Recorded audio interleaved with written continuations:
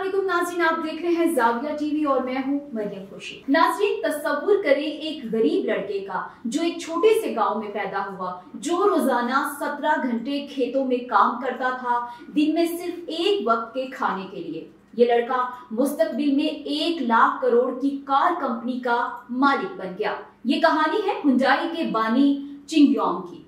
नाज़रीन, चिंग योंग 1915 में कोरिया के एक छोटे से गांव में पैदा होता है। वो एक स्कूल टीचर बनना चाहता था, लेकिन उसका खानदान बहुत गरीब था। वो ज्यादा पढ़ाई नहीं कर सकता था। बचपन में उसे अपने खानदान के साथ खेतों में काम करना पड़ता था, लेकिन इतनी मेहनत करने के बाद भी वो अपना खाना तक भी पूरा नहीं कर पाते थे। मुनासिब कपड़े और मेडिकल केयर तो बहुत दूर की बात है।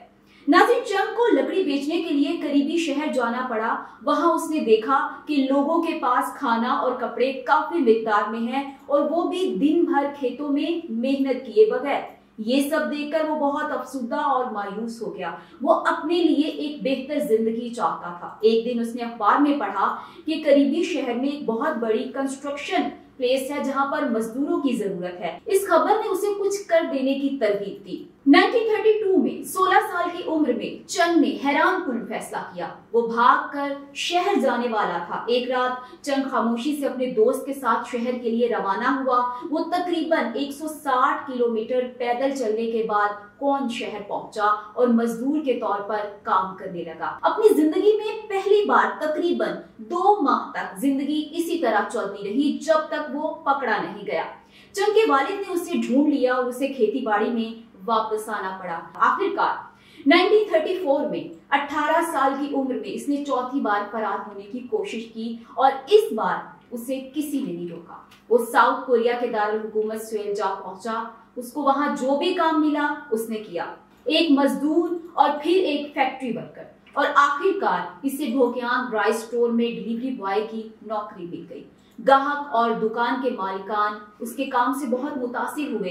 सिर्फ 6 माह में वो स्टोर का मैनेजर बन गया। उसके बाद चंग ने दुकान को बढ़ाने के लिए बहुत मेहनत की। 1937 में स्टोर का मालिक शदीद बीमार हो गया। चंग की मेहनत की बदौलत उसने स्टोर उसके हवाले कर दिया। 22 साल की उम्र में चंग एक मुलाजिम से कारोबार का मालिक बन गया था। सब कुछ ठीक चल रहा था, लेकिन फिर अचानक एक सानहा हो गया। ये दूसरी जंग अजीम का दौर था और जापान पर कोरिया की हुकूमत थी। जापान जंग के दौरान अपनी फौज के लिए चावल की एक बड़ी सप्लाई चाहता था। चंग की चावल की दुकान समेत इसने कोरिया में चावल की तमाम दुकानों को पीछे छोड़ दिया। उसकी सारी मेहनत एकदम बर्बाद हो गई। चंग बहुत उदास था, लेकिन इसने हिम्मत नहीं हारी। जल्द ही उसने गाड़ियों की मुरम्मत के कारोबार पर तवज्जो देना शुरू कर दी। 1940 में उसने 3000 वॉन का कर्ज लिया और ऑटो सर्विस गैराज खोला, लेकिन इस बार किस्मत ने उसका साथ नहीं दिया और गैराज खुलने के 1 माह बाद ही जल गया और सब कुछ जलकर राख हो गया। जंग की हालत बहुत खराब थी। इसे अपना कर्ज अदा करना था और अपने कस्टमर्स को नुकसान की तलाफी करना थी। एक आम आदमी ऐसी सूरत हाल में आसानी से हार मान सकता है, लेकिन उसने 3500 का एक और कर्ज लिया और उससे भी बेहतर गैराज बनाया। चंग ने महसूस किया कि सार्फिन के लिए सबसे बड़ा मसला उनकी गाड़ियों की रिपेयर करने में काफी वक्त लगना है, इसलिए उसने रफ्तार को अपना बुनियादी फोकस बनाया। जहां उसके कंपटीटर ने खास मुरम्मत के लिए 20 दिन लगाए, चंग का गैराज उन्हें 5 दिन में करने लगा। उसका गैराज इतना कामयाब रहा कि अगले 3 सालों में यानी 1943 तक उसके मुलाजमीन की तादाद 80% तक बढ़ गई। कारोबार तेजी से बढ़ रहा था, लेकिन फिर एक और आफत आ गई। दूसरी जंग अजीम के लिए जापान को जंग से मुतालिक साजो सामान बनाने की जरूरत थी। चुनाचे जापान ने अपने गैराज की मलकियत ले ली और उसे एक मकामी स्टील प्लांट के साथ मिला दिया। एक बार फिर इसका कारोबार इससे छीन लिया गया। वो अपने खानदान के साथ अपने गांव वापस जाने पर मजबूर हो गया, लेकिन इस बार उसके पास 50,000 वॉन की सेविंग थी और उसे यकीन था कि वो एक और कारोबार कायम कर देगा।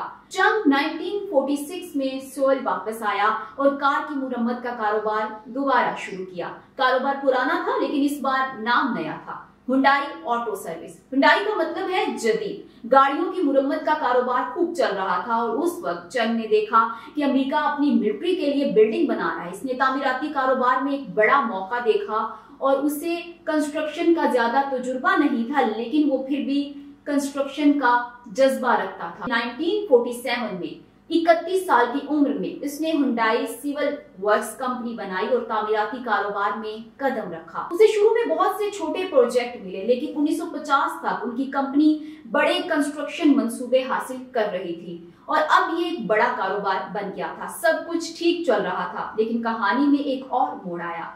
जून 1950 में शिमाली कोरिया ने जनूबी कोरिया पर हमला किया। शिमाली कोरिया की फौज सियोल के बहुत करीब थी, इसलिए जंग को अपनी सारी बचत के साथ पोसन फरार होना पड़ा।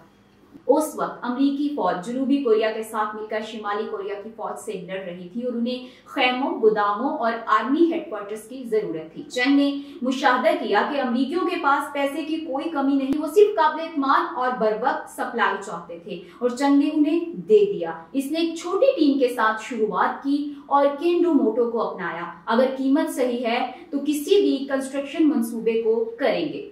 जंग जारी थी और इसे बहुत से मसाइल और बहुत से नुकसानात का भी सामना करना पड़ा। उसने कभी भी कोई प्रोजेक्ट बीच में नहीं छोड़ा। इस एतमाद की वजह से इसने अमेरिकियों के साथ मजबूत ताल्लुकात बनाए। जंग 1952 में खत्म हुई, लेकिन चंग को अमेरिका से ठेके मिलते रहे। बाद में मुल्क की तामीरे नो के लिए जनूबी कोरिया की हुकूमत पुल, डैम और सड़कें तेजी से बनाना शुरू कर रही थी। हुंडई ने इसमें सबसे अहम किरदार अदा किया और कारोबार में तेजी से इजाफा हुआ। 1960 में चंग एक कामयाब कंस्ट्रक्शन कंपनी का मालिक था, लेकिन वो इससे मुतमिन नहीं था। चंग पहले ही हजारों किलोमीटर सड़कें बना चुका था और अब उन सड़कों पर चलने के लिए कारें बनाने का वक्त था। 1967 में चंग ने हुंडई मोटर कंपनी बनाई। 1968 में इसका फोर्ड के साथ मुआहदा हुआ, जिसमें वो कोर्टीना कारों को असेंबल करने जा रहा था। ये मुश्तरका मंसूबा 2 साल तक कामयाबी से चला, जिसके बाद दोनों कंपनियों के दरमियान तनाज़ात पैदा हुए। लेकिन फोर्ड नहीं चाहता था कि हुंडई अपनी कारें खुद बनाए और इसलिए 1973 में चंग ने शराकतदारी को खत्म कर दिया और फौरी तौर पर नए शराकतदारों की तलाश शुरू कर दी। आखिर इसी साल उन्होंने जापान की मित्सुबिशी मोटर्स के साथ शराकतदारी की। मित्सुबिशी हुंडई को कार बनाने की टेक्नोलॉजी देने के लिए तैयार थी। सबसे अच्छी बात ये थी कि इस मुआहदे के मुताबिक हुंडई अपनी कारें बेच सकता है। उस वक्त जनूबी कोरिया की हुकूमत ने एक हुक्मनामा जारी किया, जिसमें शहरियों के लिए एक ऐसी कार जो सस्ती और काबिल-ए-एतमाद हो और सिर्फ जनूबी कोरिया में तैयार करदा पुर्जे इस्तेमाल हो। 1976 में चंग ने एक नया प्लांट लगाया और हुंडई ने जनूबी कोरिया की पहली बड़े पैमाने पर तैयार होने वाली कार हुंडई पोनी तैयार की। अपनी सस्ती होने की वजह से ये कार जनूबी कोरिया में बहुत कामयाब रही। हुंडई ने 60% मार्केट शेयर हासिल किया। ये जनूबी कोरिया की सबसे बड़ी कार कंपनी। जनूबी कोरिया की कार मार्केट में सिर्फ 30,000 कारें थी। अगरचे हुंडई पोनी जनूबी कोरिया में कामयाब रही, लेकिन ये गैर मुल्की मार्केट में एक बहुत बड़ी नाकामी थी। लोगों ने चंग को मशवरा दिया कि वो कंपनी को फौरी तौर पर बंद कर दे, लेकिन चंग के फैसले सबको चौंका दिया। बंद करने की बजाय वो तामीर करने की मंसूबाबंदी कर रहा था, एक नई कार फैक्ट्री जो सालाना 3 लाख कारें तैयार करे। कंपनी की इंतजामिया ने इस फैसले को नहीं समझा। 30,000 कारों की मार्केट में 3 लाख कारें कौन खरीदेगा? लेकिन चंग को जवाब मालूम था। जनूबी कोरिया की मईशत तेजी से तरक्की कर रही थी और हर साल हजारों लोग मुआशी तौर पर बाइख्तियार हो रहे थे। इसका मतलब ये था कि गाड़ियों की मांग आने वाले सालों में तेजी से बढ़ने वाली थी। इसके अलावा हुंडई की नई कारें खास तौर पर बैरून मुल्क को बरामद करने के लिए बनाई गई थी। ये फैक्ट्री 1980 में बनाई गई थी और 1982 में हुंडई ने पोनी 2 को बहुत सी बेहतर ऑप्शंस के साथ लॉन्च किया। ये कार न सिर्फ जनूबी कोरिया में बड़ी हिट थी, लेकिन ये अफ्रीका, लैटिन अमेरिका और कनाडा में भी कामयाबी के साथ बरामद। अगले चंद सालों में हुंडई ने 4 लाख कारें फरोख्त की और मुनाफा बख्श बन गई। हुंडई अब आलमी सतह पर एक बड़ी कार कंपनी के तौर पर कायम हो चुकी थी। अब इसको यूएसए को बीट करना था। जब हुंडई ने अमेरिकी मार्केट का मुताला किया तो इसने महसूस किया कि जापान ने कॉम्पैक्ट कार सेगमेंट पर कब्जा कर लिया है और दरमियानी और बड़े साइज की अमेरिकी कारों की मार्केट पहले से ही मुकाबले में है। इसलिए हुंडई ने सब कॉम्पैक्ट कार मार्केट को निशाना बनाया, जहां मुकाबला तकरीबन सिफर था। इसके अलावा हुंडई ने देखा कि अमेरिका में सेकंड हैंड कारों की बहुत बड़ी मार्केट है। इसने अपने कस्टमर को Honda excel second hand car की कीमत में पेश की वो भी 5 साल की वारंटी के साथ। इस हिकमत अमली ने अमेरिका में कार मार्केट को हिलाकर रख दिया। सेकंड हैंड कार खरीदार फौरी तौर पर हुंडई एक्सेल में शिफ्ट हो गए।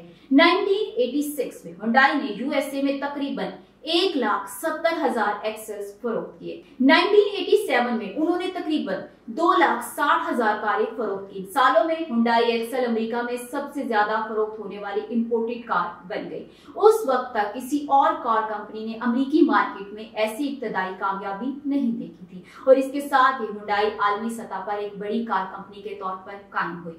उस साल 72 साल की उम्र में चंग हुंडई से रिटायर्ड हुए और एजाजी चेयरमैन बन गए, जिसके बाद उनके भाइयों और बेटों ने कंपनी को संभाला और आज हुंडई दुनिया की तीसरी सबसे बड़ी कार कंपनी। आज की वीडियो कैसी लगी कमेंट्स में बताएं।